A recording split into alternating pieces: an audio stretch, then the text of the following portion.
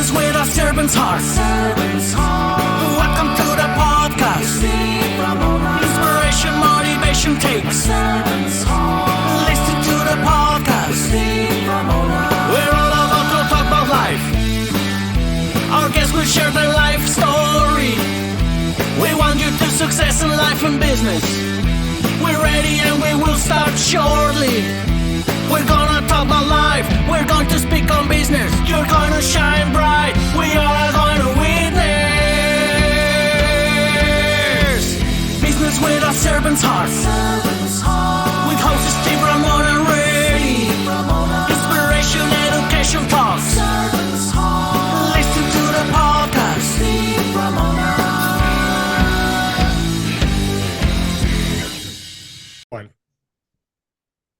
Welcome, everyone, to Doing Business with a Servant's Heart podcast.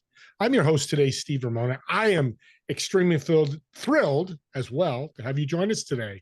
We dedicate this podcast so you have the idea and explore the idea of doing business and living life with a servant's heart. Because when you do, it gives you purpose to truly make a difference. And we all should be thinking about that daily. And that's part of leadership we're going to talk about today.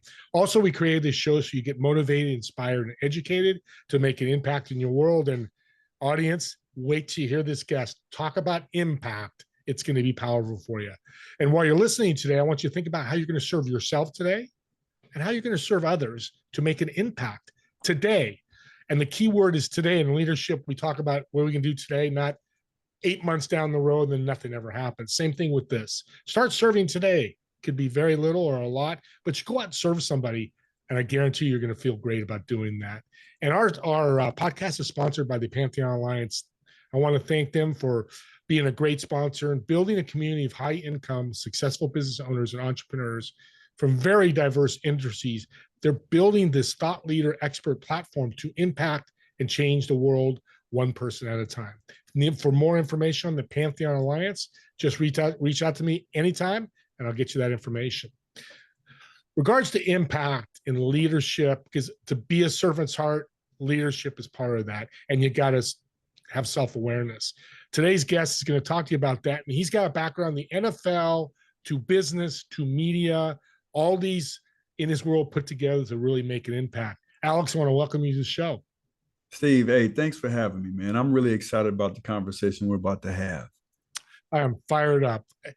Leadership in sports, it's powerful. I know it's not talked about on the broadcast in the NFL and NBA, but how important is it really? Oh, it's so important. You know, it's one of those deals where it can extend your career, right? With the Haslams of the world, of the NBA, right? I think he just retired. He was 20 plus years. And even though his ability, which is an influencer, right? His ability had declined, but his leadership and the way that he could relate to some of his teammates, all of his teammates, because he's been in their shoes. He's been at that age. He was able to get that knowledge from the coaching staff and then be able to relate it back to the younger players. So, man, leadership goes as far and beyond than what, just in the business and the corporate world and also in the sports world. So it also happens in the family, right?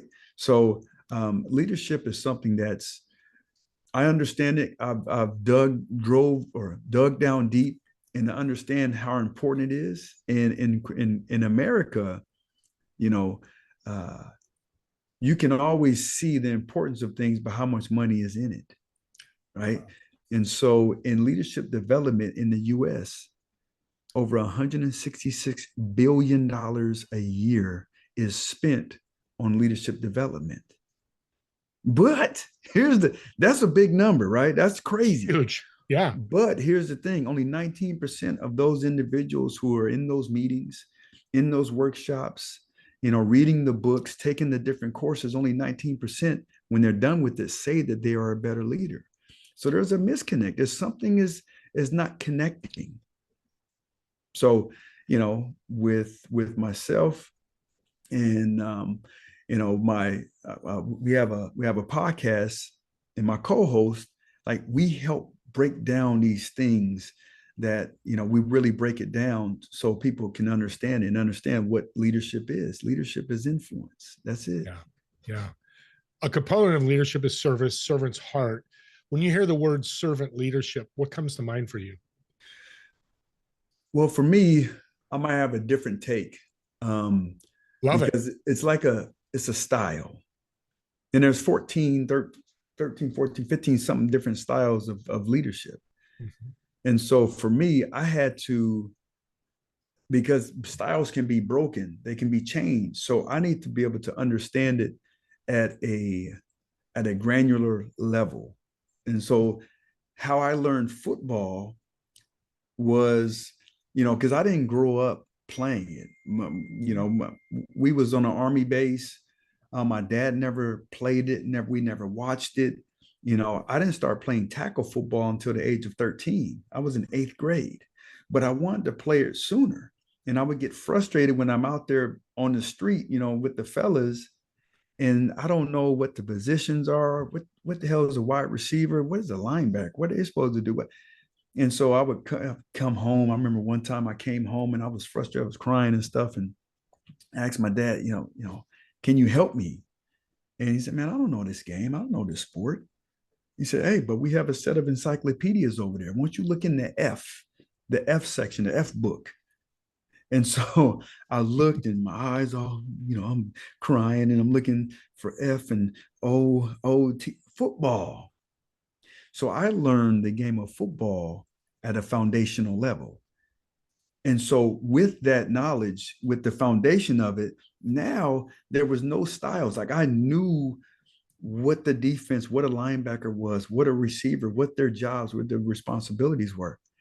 And so I took that same deal. And when, I started research leadership, which is, like I said, influenced, and I have to understand it. What is leadership? Not the styles. What is leadership? And so you're looking in the definition is influence. And so what are the influencers? Right. And most people, they're influenced by character. Right. We all want I know for me, man, character, especially on the football field, and you look at it in the common stance, Tim Tebow, right? High character. Russell Wilson, high character players. But I know that not everybody is going to follow Tim Tebow or Russell Wilson. Just because you're a good guy, I want to be a good guy, but not everybody is influenced by good people. Most people are influenced by how they feel, right? People make terrible decisions based off of intuition, based off of a feeling. They make terrible decisions. So it cannot just be how you feel, where most people, especially younger people, they make decisions based off of a feeling instead of really thinking. Me and my wife, we have 8 children, and number 6, he's a 15-year-old, and he's trying to decide if he wants to go to prom on Saturday, or if he wants to go to the UW Michigan game, because he's getting recruited by Washington, and they was like, hey, you can come, you want to come up and watch this game. It's going to be sold out. It's going to be this, it's going to be phenomenal. And so he's torn, Right. And and so that feeling of what you call missing out, right? FOMO. Yeah, he's going through that. So I got to be like, man, put your feelings aside. What do you want to get out of it? What do you want to get out of prom? What do you want to get out of going to this game? So helping him see these different things, and really, like, when you take things away and what's important to you, man, now the decision becomes a little bit easier. So yeah, go ahead. Yeah, I was just going to say real quick, and neither decision's wrong. Exactly. It's not right or wrong. Don't worry about that. It's what do you want to get out of it? Yep. Right. What a way to make decisions. That you just taught me, some audience. You better write that down. That's huge. Like, well, should I go to dinner or should I meet a client that's got $100,000 contract for me. Okay, if the money's important to you, go there. If your wife's important to you, and it's not right or wrong, because it's people get judged too much or worry about being judged. And I love that you said that. Yeah. You know what? It's about perspective. Yeah. Right. I have a son who's in the NFL, and he's in his fourth year. So, which, you know, if you know, it's a very important year. It's the contract year, right? Mm-hmm. And so he's playing for the LA Chargers, and he was starting, and he was it was this play that the guy, it looked like he was guarding. He caught it, and then he ran for a touchdown. And to the regular eye, and I know football, right? So, but to the regular eye, it looks like, oh man, 22, man, he just got burnt. And I said, no, that's not what happened. Actually, I looked at it from a bird's eye view, and I can see all 22 players. And so I looked at it through my lens because I'm an expert, right? And I was, no, it's the other safety. He was late breaking on it. It's not my son's fault. So then, to get clarity, even more clarity, I tell my son, or I ask him, I say, hey, or actually I told him, I say, hey, man, that other safety, man, he was late breaking on that. What's the deal? He said, no, Dad, you're wrong. There was a linebacker who blitzed, and he wasn't supposed to blitz. He's supposed to be back in coverage. So because of his blown assignment, it makes all of us look bad. So, right. So through somebody else's point of view, it was my son's fault. Through my point of view, it was the other safety's fault. But through my son, who was in the play and he knows things that other people don't, no, it was the linebacker. He made a mistake. So different points of view. That's why I'm very slow to pass judgment until, if I'm in their shoes, if I'm there, and then I can have something else to say. But there's too many people out in the world that they see something just from their lens, and then they make a decision. Judgment. Yeah, they decide right away. And that's the problem with sports, because I'm sure the fans in San Diego or LA Chargers now went crazy. Like 22, you suck. Get rid of exactly. Right. You probably dealt with that in the NFL as well, I'm sure. Exactly. I did the right thing. This guy, of course, but that perspective story, I'm actually going to keep that in my head, because it is so true. And you were right, but then you were wrong, because you picked the wrong guy, but the right situation. Somebody blew their mistake. It just wasn't the safety. It was the linebacker. We're getting in the woods with football, but that's okay. It's one of my passions. So I could do this all, but we won't. Since we're talking about the NFL and football, what did you learn in the NFL to be so successful as a coach and as a business entrepreneur? That's a great question. I think one of the things that has really helped me figure things out is hard work, right? Grit, doing things when they're not comfortable. It's not comfortable, and you really don't see the fruit of it right away. That taught me a lot, and so with training, right, to be faster and all that stuff, that takes time, right?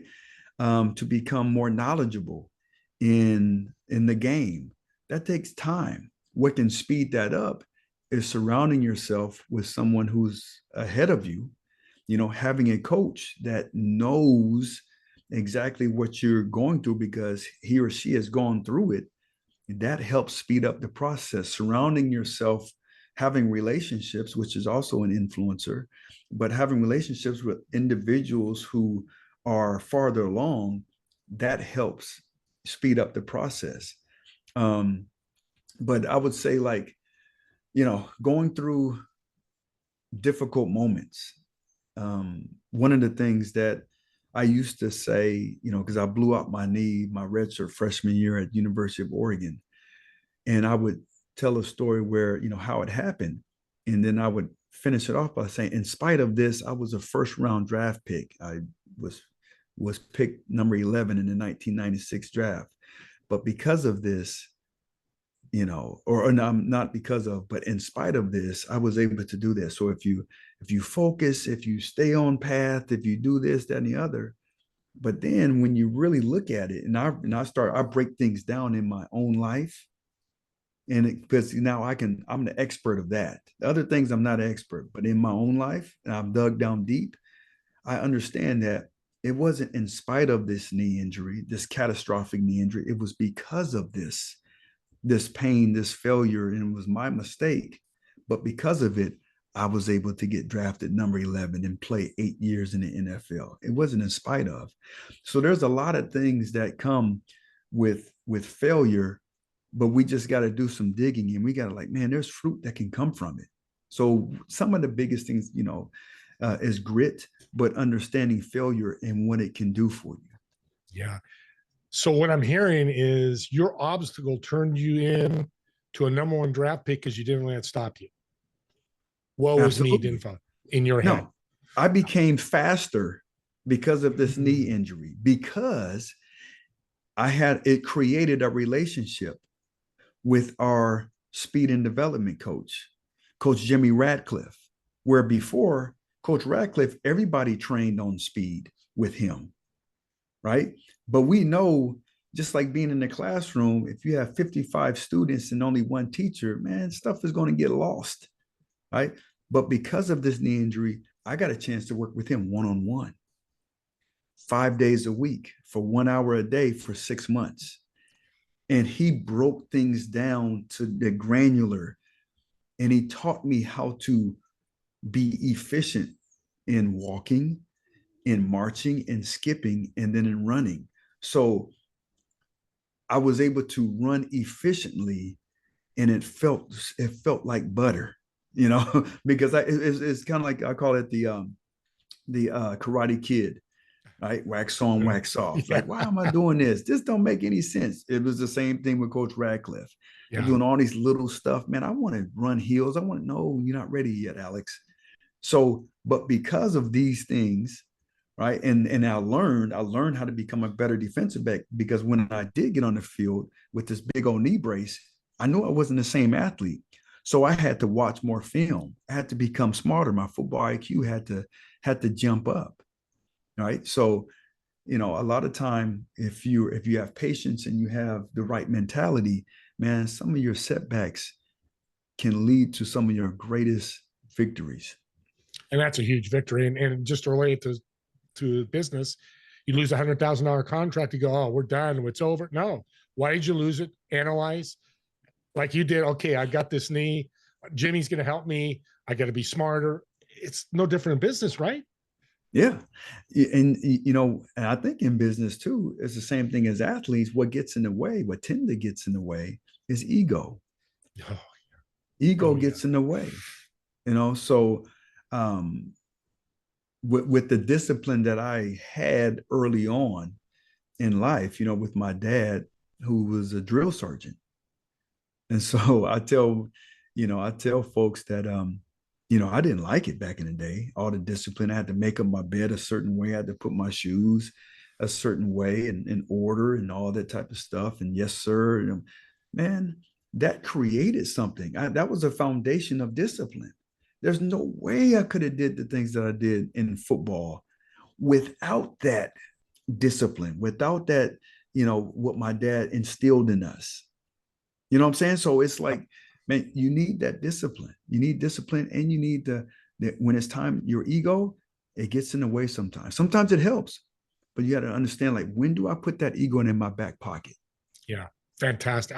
Just so many golden nuggets here. We just made $1 million in information, just what you put out there. But let's flip this leadership. I like to ask, especially experts like you, from the other side, looking for a leader. I work at a company. I want to be better. I want to grow and scale. How do I find a leader or a mentor? Can use, I think, both words. How do I find that in my company? And I think it's one of the things you have to do a great job of being a fly on the wall. You need to be able to watch people and see how do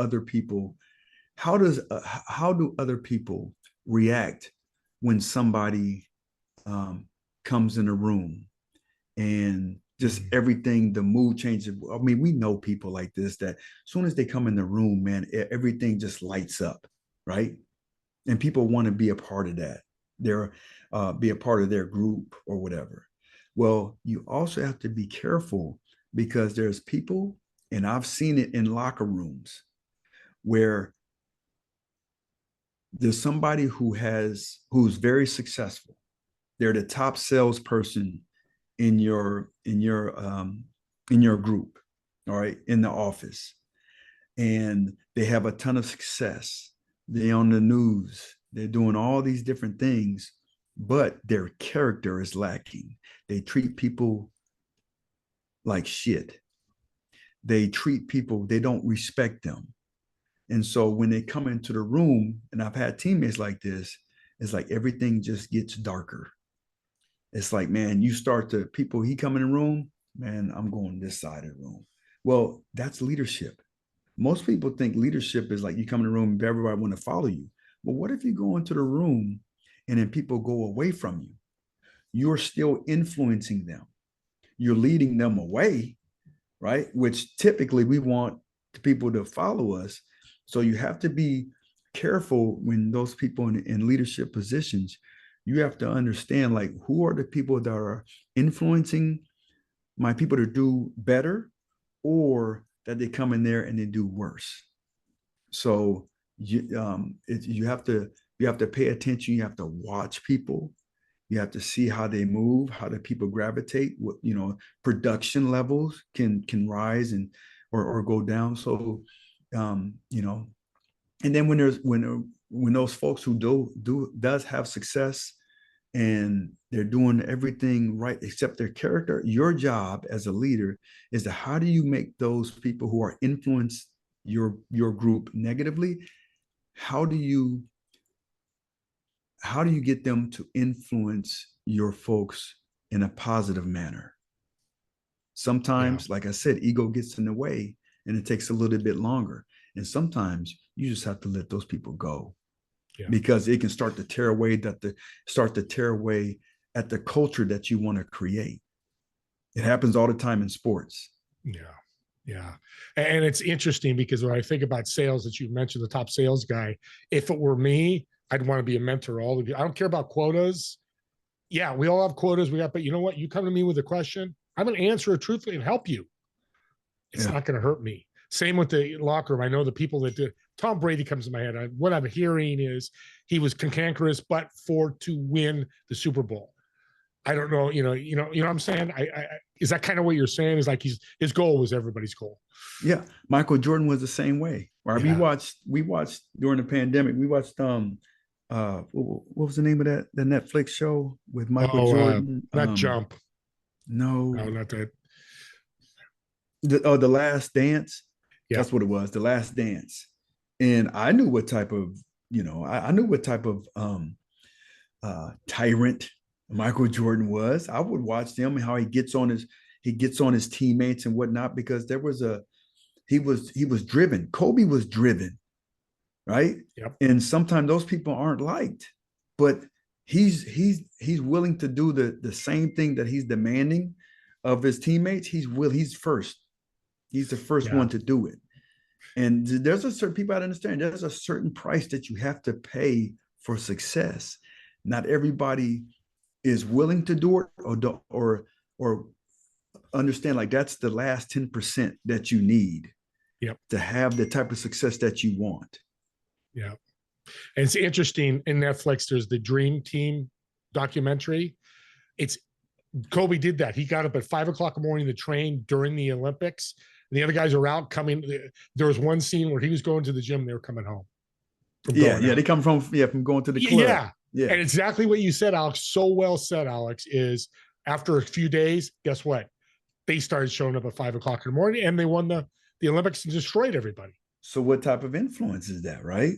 Amen. Now, It takes a certain type of character. It takes a certain type of cat to go against the grain. So he needs to know who he is more than the other guys do, right? Because if you don't know who you are, if you don't know your goals, if you're not willing to be different, it's easy to fall in line and I'm going to go to the club too. Yep. Yep. Oh my God. We're coming to the end here. You are an absolute rock star. Well, Steve, Take man, the you do a NFL great away. job. You Oh, do a thank great you. job, man. You making me. Oh my God. You answer some intriguing questions that makes me think. And Good. I never just want to just answer and be surface level. There's too No. many leadership gurus out there that answer things and it's at a surface level, man. I want to see if it's foundational. Can I take the information that you're giving me and can I apply that to be a better father? Can I apply those same things to be a better husband? Can I be a better, administrator or whatever? That's foundational. So that's what I'm about. Because I used to talk about surfacey level when I first started. Hey, I played a little football and, I have a platform and I can talk a little bit about that. I used to be that person. Not anymore. Yeah, I could tell you. Oh my God, it's fantastic. Let's end with a fun question. I'm going to make you think. Oh, and nothing buddy. to do with your business. So we're going to go to you have reservations at a restaurant for 4. Okay. You're going to invite 3 people, dead or alive. Why would you invite them? And what food would you order? Ooh, this is good. Okay. So one of the individuals I would invite would be, his name is Willie Shaw.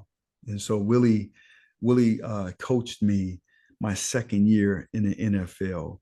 And he was my defensive back coach. He was the best coach I ever had. But I only had him for 1 year. And the reason why he had so much influence in my life because he gave me a framework the framework far exceeded, the football world. It helped me when I was stuck, when I was done playing football. Yeah. And so, he's a person I would like to go out for dinner. I would say another individual that I never met, but it would be my grandfather. Yeah, I never met him. He ended up passing away on my dad's side. He passed away when my dad was 11. So I would love to kind of get some information from him. Alex, he'd be proud. I want to interject. I think if he met you in a dinner table, he'd be proud of you, but keep going. Thank you very much. And, I think the third person would be former President Barack Obama. Just, the things that he had to go through being the first Black president and, love to get some different insights from him on, leadership and how he views it and how he uses it and whatnot. So I think those 3 things. And I think the meal would be, oh man, the meal. I love to eat. You know what I'm saying? Like I work out. I gotta work out to support that. But man, I think I don't know. It would have to be like a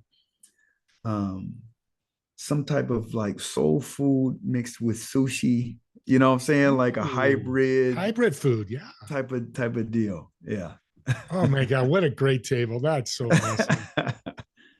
Yeah. I gotta say, this is doing business with a servant's heart. You are a servant's heart. I heard great things about you and you've fulfilled those way past my dreams. I appreciate you. Audience is going to get some golden nuggets. Now, somebody out there wants to reach out to you, find out more about you or the podcast. How can they find you? I'm going to keep it simple, Steve. I'm a simple man. If you can just go to my website, which is alexmolden.com, you can find everything you need. I'm also on social media, Alex Molden. Oh, yeah, that's it, Alex Molden. But if you go to my website, alexmolden.com, and it talks a little bit more about who I am, the coaching that I do, the speaking, the workshops, the podcast that I have a podcast called Lead Always. And me and my co-host, Megan Carl, we talk about leadership in different environments. She has a great background working at Nike for 30 plus years, most of those as an executive. And then with my background, most of it in sports and training, I used to be a performance trainer, not athletic trainer, but I used to help athletes become better athletes, right? Yeah. And so those two worlds, or I guess three worlds, come together, and we talk about leadership, and we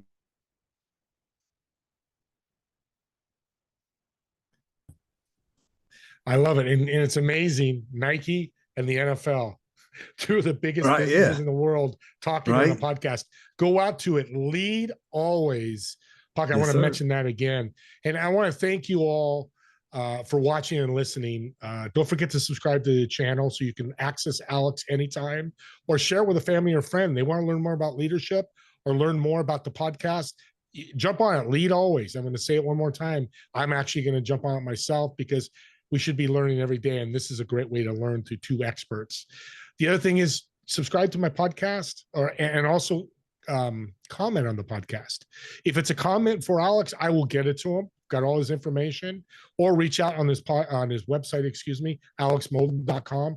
He's got a contact form there. Reach out, mention the podcast if you want. But if you have any questions, it'd be great. Here's the other thing.